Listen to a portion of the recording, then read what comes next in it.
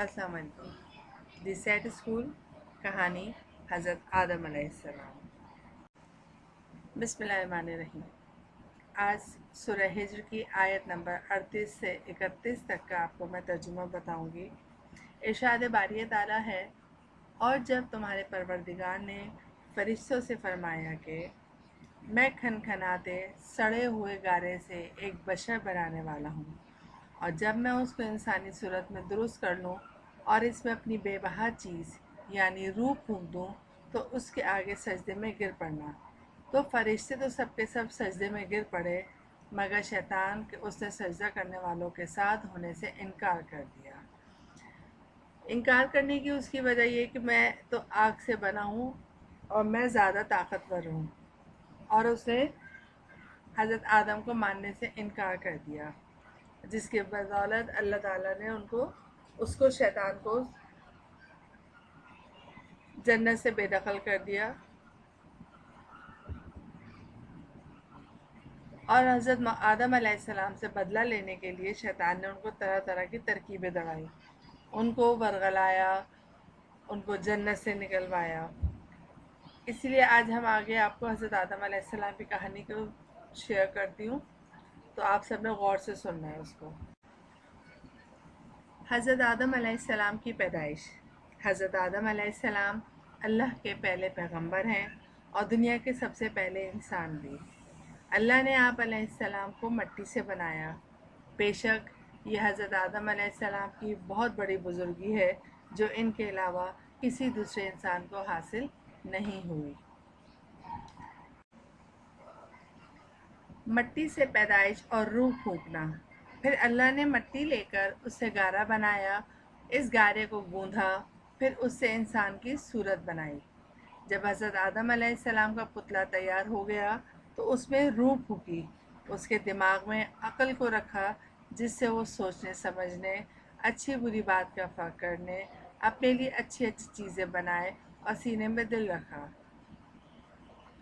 اور ان دونوں یعنی دل اور دماغ میں طرح طرح کے وہ علم بھر دیے جو زمین میں خلیفہ بننے کے بعد آدم کے کام آنے تھے۔ سجدے کا حکم۔ جب حضرت آدم علیہ السلام کو سجدہ کرنے کے لیے فرشتوں کو حکم دیا کہ یہ میری بڑی محترم مخلوق ہے، ان کی بنا پر اس کا بڑا مقام ہے، اس لیے تم سب کے سب اسے سجدہ کرو، فرشتوں نے اللہ کے حکم پر فوراً عمل کیا اور آدم علیہ السلام کے آگے سجدے میں گر گئے۔ ابلیس کی نافرمانی۔ ابلیس چونکہ جن تھا اس لیے حسد کر گیا اور آدم علیہ السلام کے آگے سجدہ کرنے سے انکار کر دیا، اور بڑے غرور کے ساتھ اپنے سجدہ نہ کرنے کی وجہ بتلائی کہ میں ایسے انسان کو سجدہ کیوں کروں، اس کے آگے کیوں جھکوں، اس کو اپنے سے بہتر کیوں سمجھوں جس کو تو نے مٹی سے بنایا ہے، حالانکہ تو نے مجھے آگ سے بنایا ہے، اور مٹی نیچے جاتی ہے جبکہ آگ اوپر جاتی ہے، میں اس سے بہتر ہوں، اس لیے سجدہ نہ کروں گا۔ اللہ کا حکم نہ ماننے کی سزا۔ اللہ کو ابلیس کی یہ نافرمانی، پھر نافرمانی کرنے کے بعد یہ حجت بازی بالکل پسند نہ آئی، اور اللہ ابلیس سے سخت ناراض ہو گئے، اسے اپنے دربار سے نکل جانے کا حکم دیا اور قیامت تک کے لیے مردود قرار دے دیا۔ اماں حوا کی پیدائش۔ اب حضرت آدم علیہ السلام جنت میں رہنے لگے، لیکن آپ علیہ السلام اکیلے تھے۔ آپ علیہ السلام کی طبیعت کچھ اداس رہتی تھی، تو اللہ نے اس کا انتظام کر دیا۔ ایک دفعہ آپ علیہ السلام سو کر اٹھے تو آپ کے پاس ایک نہایت خوبصورت خاتون کو بیٹھے دیکھا۔ آپ علیہ السلام نے پوچھا، تم کون ہو؟ وہ بولی، میرا نام حوا ہے، خدا نے مجھے آپ کی تنہائی اور اداسی میں آپ کا ساتھی بنا کر پیدا کیا ہے۔ جنت کا پھل کھانے سے منع کرنا۔ اللہ تعالیٰ نے آپ علیہ السلام کو اس بات کی اجازت دی کہ جنت کے جس پھل کو چاہے کھائیں اور جس نہر کا مرضی پانی پئیں، البتہ ایک درخت کے قریب جانے اور اس کا پھل کھانے سے منع فرما دیا۔